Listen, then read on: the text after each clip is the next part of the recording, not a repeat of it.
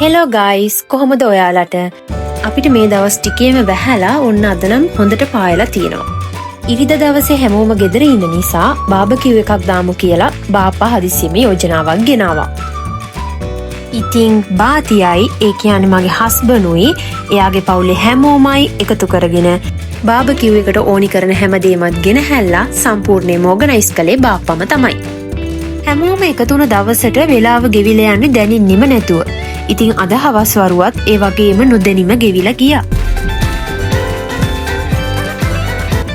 මට කියන්න අවතුකුණා අපිත් එක තව පුංචි යාළුවෙකුත් ඉන්නවා.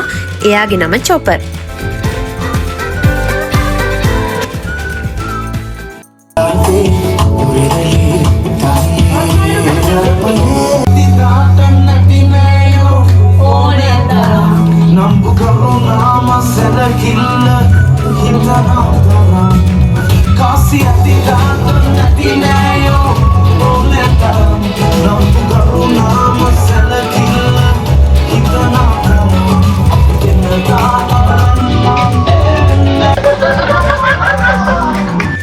දැන් නම් හොඳටම රැවිලා. ඉතින් අදට මම ඔයාලගෙන් සමුගන්නවා අලුත් දවසක නැවත හමු වෙන බලාපොරොත්තු වෙන්න. චාෝ.